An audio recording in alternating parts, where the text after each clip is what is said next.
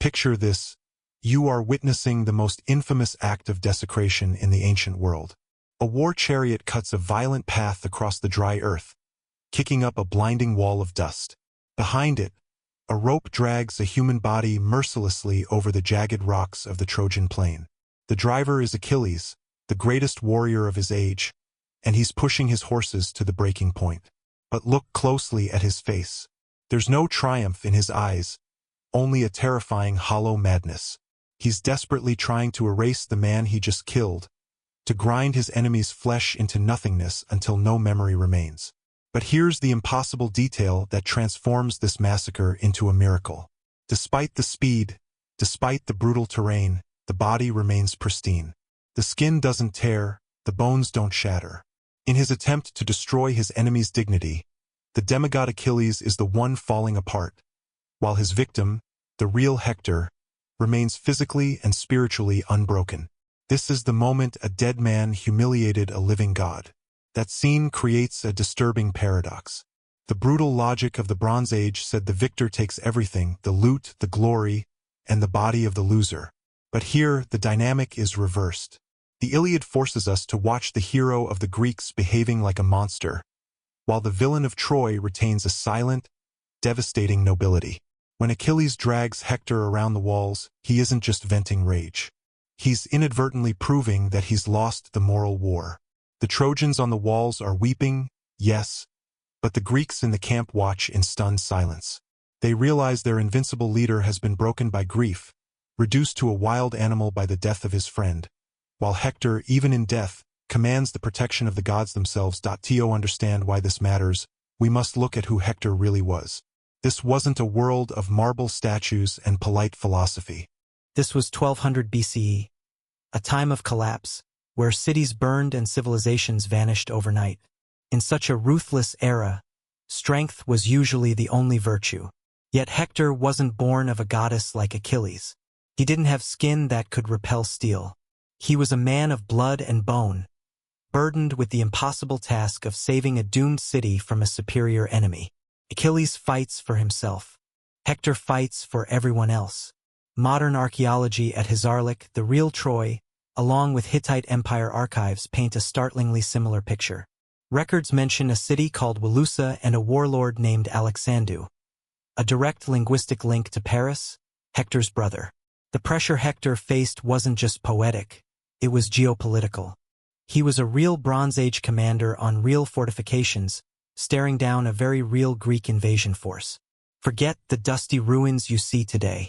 Imagine Troy as it was, the windy city, a fortress at the most critical choke point of the ancient world. It sat at the entrance to the Dardanelles, the gateway between the Aegean and the Black Sea.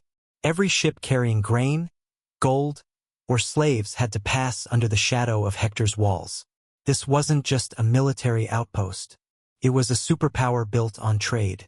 If Paris was the charismatic but reckless face of the city, Hector was its iron spine. He was the primos, the first prince. While Paris mishandled diplomatic marriages that would trigger war, Hector was tasked with the pragmatic reality of ruling. He judged disputes, offered sacrifices to the gods, and led the army. He's the only character in the Iliad shown doing all three meticulously. Homer gives us a heartbreaking glimpse into Hector's domestic life. We see him not just as a killer, but as a husband to Andromache and father to infant Astyanax. In one famous scene, Hector reaches out to hold his son, but the baby cries, terrified by the horsehair crest on his father's helmet. Hector doesn't get angry. He laughs. He takes the helmet off, removes the symbol of war, and picks up his son.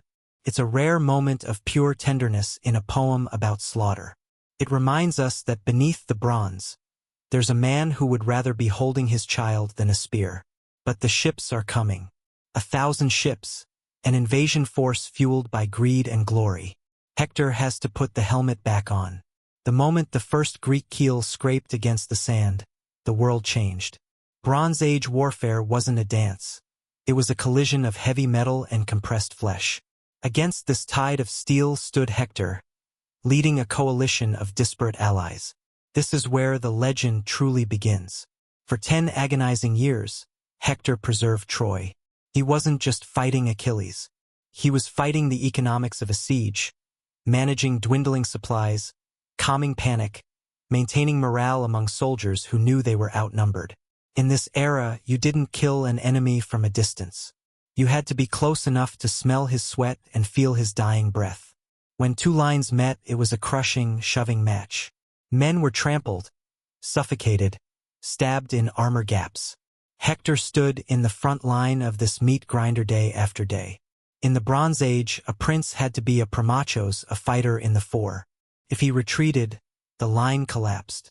The Greek forces were terrifyingly efficient, but the Trojans had a secret weapon: the terrain.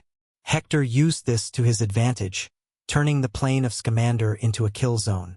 He led sorties, swift and brutal counterattacks designed to burn Greek ships and break their supply lines.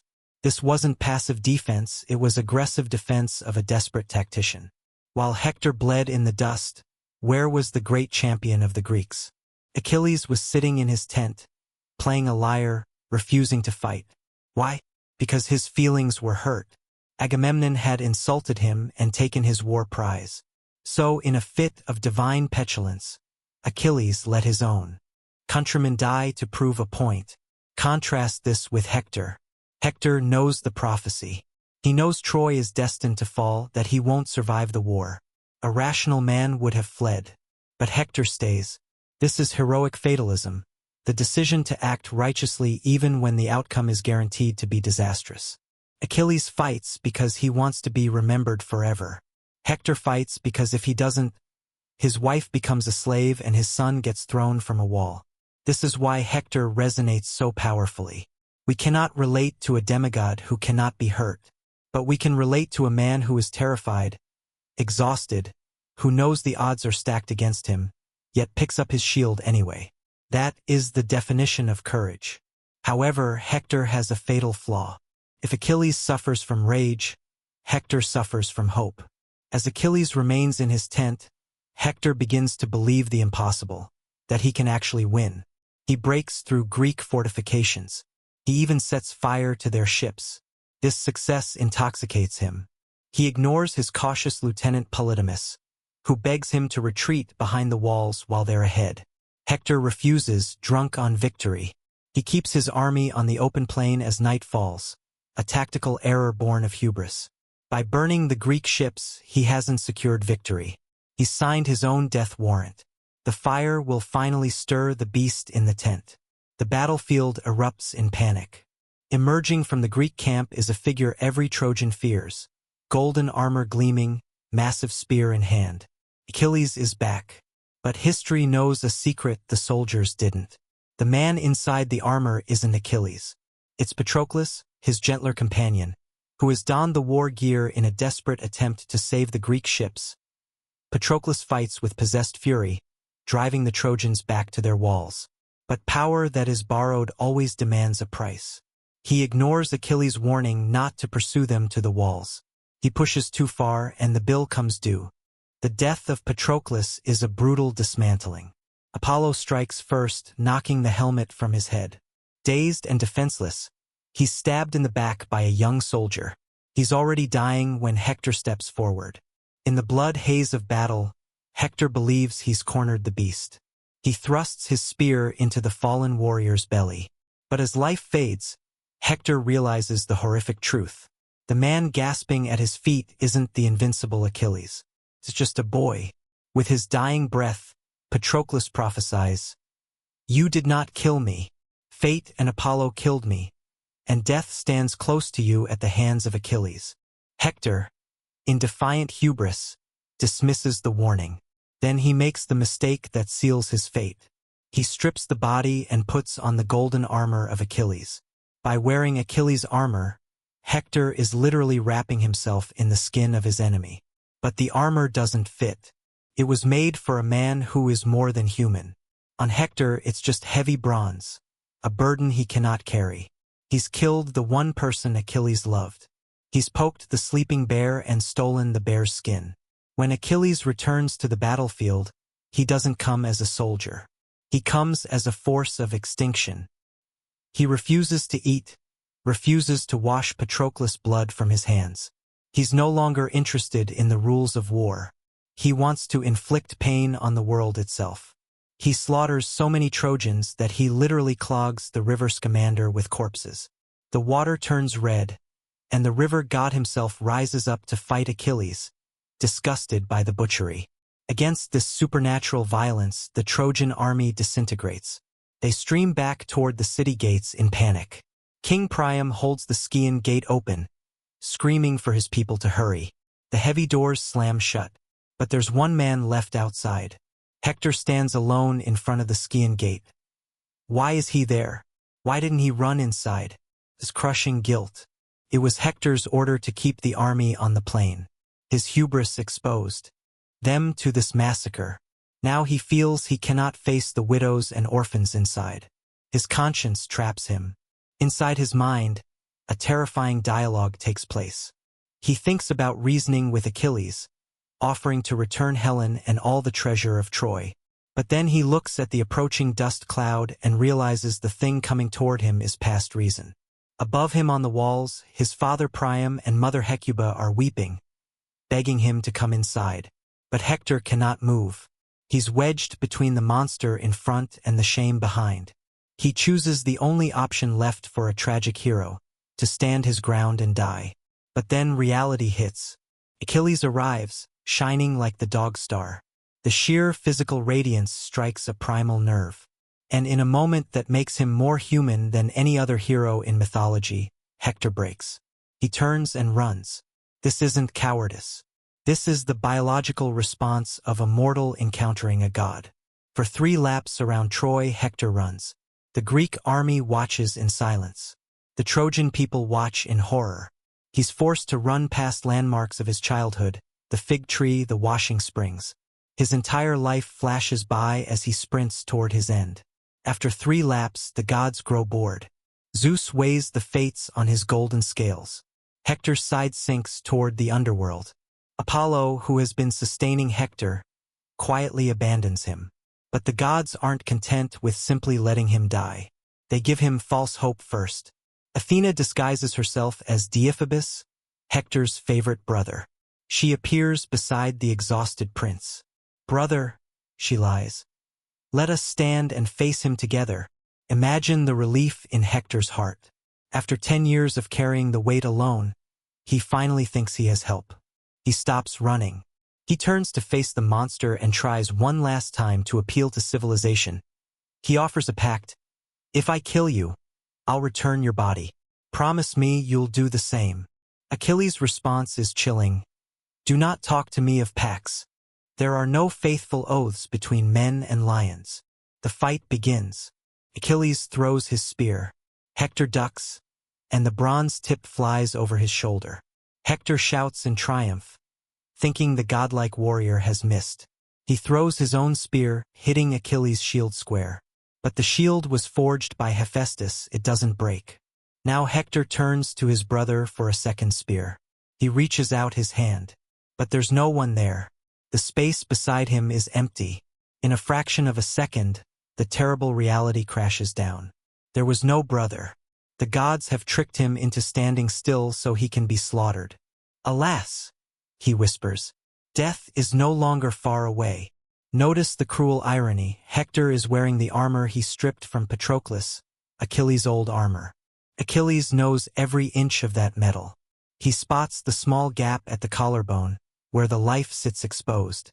He drives his spear point precisely into that gap. Hector falls.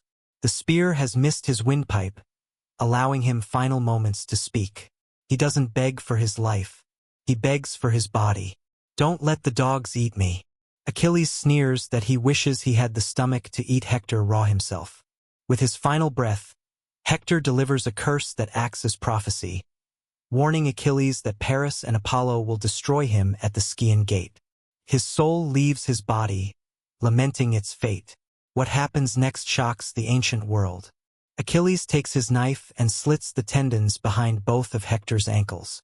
He threads oxhide straps through the open wounds and ties them to his chariot, leaving the noble head to drag in the dust. Meanwhile, inside the palace, Andromache knows nothing. She's in her room weaving, ordering servants to prepare a warm bath for Hector when he returns. A warm bath, the ultimate symbol of care, of a home that expects its protector to return. Suddenly, a scream cuts through the walls. Hecuba has seen the chariot from the ramparts. Andromache drops her shuttle and runs, bursting onto the wall just in time to see the body bouncing on rough ground. She faints, and as she falls, the intricate headdress from her wedding day slips from her head and crumbles into dust. It's the symbolic end of Troy. Yet amidst this despair, a strange miracle occurs. Achilles leaves the body face down in the dirt for dogs and birds. But the gods intervene. Aphrodite drives the dogs away. Apollo covers the body with a golden cloud. Even though Achilles drags the body around Patroclus' tomb every day for 12 days, the flesh heals. The skin remains smooth. The gods are making a statement. You can kill the man, but you cannot kill his dignity. Hector is protected by a higher law than war. On the 12th night, something impossible happens. The gates of Troy creak open. King Priam, unarmed with no guards, slips out into darkness carrying only gold and fine fabrics. He's driving straight into the enemy camp. Guided by Hermes, he passes through Greek sentries like a ghost and finds the man who murdered his son eating dinner. Priam doesn't attack. He doesn't scream. He kneels. The king of Troy falls to his knees and kisses the hands still stained with Hector's blood. He whispers, "Think of your father, O Achilles. He's old like me, but at least he hears you're alive. I have endured what no one on earth has ever done. I put to my lips the hands of the man who killed my son." The effect is immediate and shattering. The mention of his father strikes through Achilles' rage like lightning. He looks at the weeping old man and for the first time doesn't see a Trojan.